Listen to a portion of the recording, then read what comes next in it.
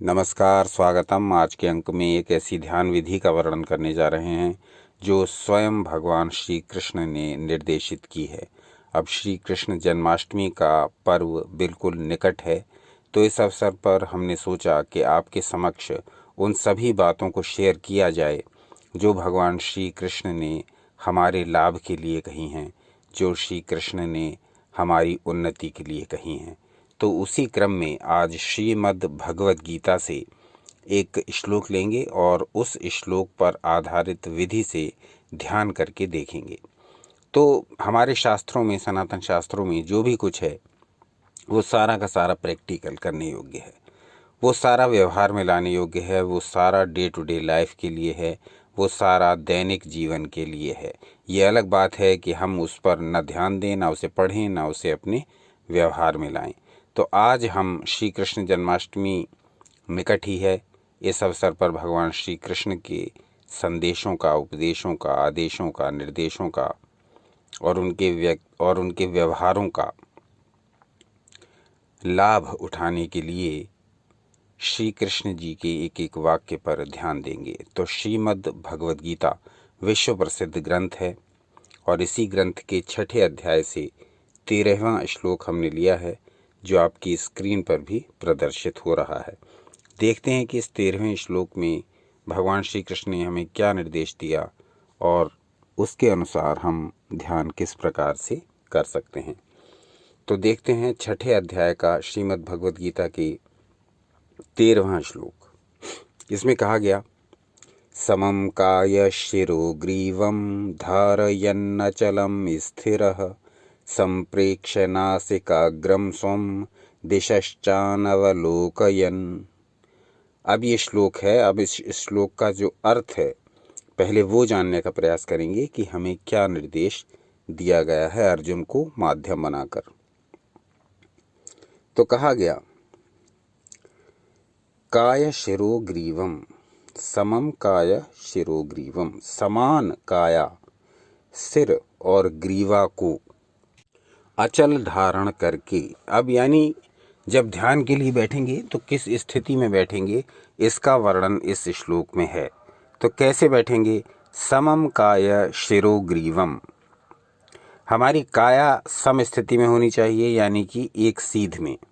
सिर हमारा सीधा होना चाहिए। शिरो ग्रीवम, हमारी गर्दन सीधी होनी चाहिए, यानी हमारा जो धड़ है, हमारा कमर से ऊपर का जो भाग है वो बिल्कुल एक सीध में होना चाहिए। हमारा शरीर, हमारा सिर, हमारी गर्दन समम काय शिरो ग्रीवम।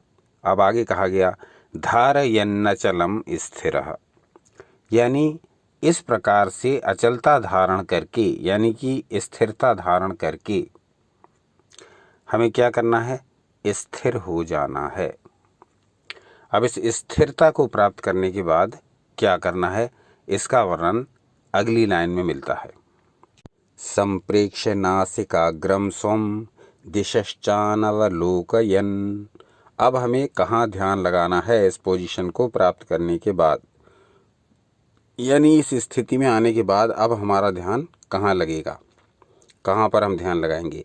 संप्रेक्ष्य नासिकाग्रम, देखकर नासिका के अगले भाग को, यानी अपनी नाक के सबसे अगले भाग को आपको देखना है, नोज टिप पर ध्यान लगाना है।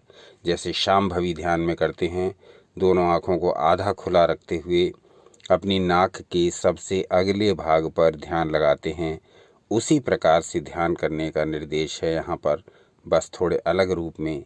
यहाँ दोनों आँखों को खुला रखते हुए पूरा और नाक के अगले भाग पर ध्यान देने को कहा गया है। तो इस स्थिति को प्राप्त करेंगे, पहले इसको पूरा समझ लें। तो इस स्थिति में जब हम आ जाएंगे तब क्या होगा? स्वयं दिशश्चानवलोकयन्, अन्य दिशाओं को न लोकयन, अवलोकयन, न देखता हुआ, अन्य दिशाओं को न देखता हुआ। कहाँ देखे? नासिका के अगले भाग को, यानी अपना पूरा ध्यान कहाँ लगा दे? नासिका के अगले भाग पर। तो बैठना कैसे है और ध्यान कहाँ स्थिर करना है, ये दोनों बातें दो पंक्तियों में पूरी आ गई हैं।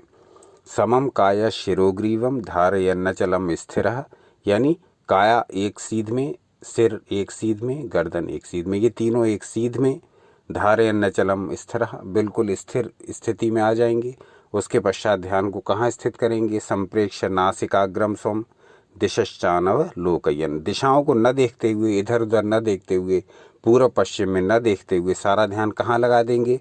नासिकाग्रम स्वम, अपनी नासिका के अगले भाग पर ध्यान एकत्रित करेंगे, ध्यान को लगा देंगे, ध्यान को केंद्रित कर देंगे अपनी नाक के अगले भाग पर। तो ये एक श्लोक में, छठे अध्याय का 13वां श्लोक, इसमें बहुत कुछ कह दिया गया है। इसी एक श्लोक को यदि हम अपने जीवन में उतार लें, इस एक श्लोक के अनुसार ही यदि हम दैनंदिन ध्यान की पद्धति अपना लें, इस एक श्लोक के अनुसार ही हम अपने जीवन में कुछ मिनटों के लिए ही यदि ये ध्यान कर लें, तो निश्चित ही न सिर्फ हमें नई ऊर्जा प्राप्त होगी, नया उत्साह प्राप्त होगा, नई स्फूर्ति प्राप्त होगी, बल्कि हम इस संसार के, चाहे इसको संघर्ष कह लें, चाहे इसको समुद्र कह लें, इसमें से पार हो जाएंगे। तो इस विधि से थोड़ा ध्यान करके देखते हैं और फिर क्या अनुभव हुआ ये देखते हैं। अपने अपने स्वयं के सबके अनुभव अपने अपने स्वयं के शरीर, मन, अनुभूति, भावना, जीवन के अनुसार अलग अलग होते हैं। आइए हम इसी विधि के अनुसार ध्यान करके देखते हैं। थोड़ा सा समय लगेगा, ध्यान कर लीजिए इसी विधि के अनुसार। इसमें आप किसी भी स्थिति में बैठ जाइए, चाहें तो इस वीडियो के साथ साथ अभी ही इस ध्यान को कर सकते हैं। जहाँ भी हैं वहीं बैठ जाइए, किसी भी स्थिति में। अगर आसन लगा सकते हैं तो पद्मासन या सुखासन लगा लीजिए। आसन में नहीं बैठेंगे, नहीं बैठ पा रहे हैं, बैठने की स्थिति नहीं है, चेयर पर बैठे हुए हैं या चेयर पर ही बैठ सकते हैं तो चेयर पर ही बैठकर इसको करिए। अब आप तैयार हो जाइए ध्यान के लिए। अब चेक कीजिए इसी श्लोक के अनुसार आपकी गर्दन सीधी है, आपकी काया सीधी है, धड़ सीधा है, स्पाइन सीधी है, कंधे सीधे हैं, सिर सीधा है। जब इस स्थिति को आपने पकड़ लिया, इस स्थिति में आ गए, तब आप अपनी दोनों आँखों से अपनी स्वयं की नाक के अगले भाग को देखना प्रारंभ कर दीजिए।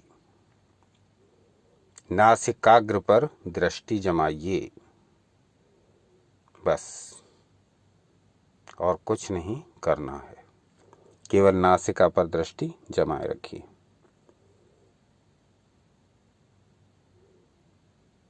कोई विचार नहीं, कोई गतिविधि नहीं, कोई क्रिया नहीं, बस दोनों आँखों से अपनी नासिका के अगले भाग को देखिए।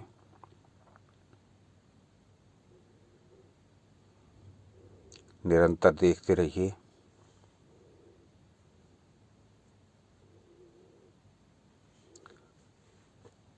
प्रारंभ में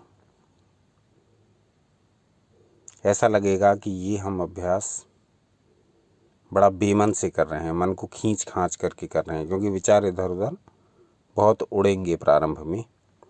जैसे जैसे करते जाएंगे मन लगता जाएगा, स्थिर होता जाएगा, और फिर जो शांति, जो स्थिरता, जो स्फूर्ति, जो आनंद, जो उल्लास, जो एक्टिविटी, जो आनंद, जो प्रफुल्लता अनुभव होगी, उसका वर्णन नहीं किया जा सकता। गूंगे के गुड़ की भांति गुड़ खा लेते हैं, परंतु उसमें क्या स्वाद है यह बताना संभव ना हो पाता है।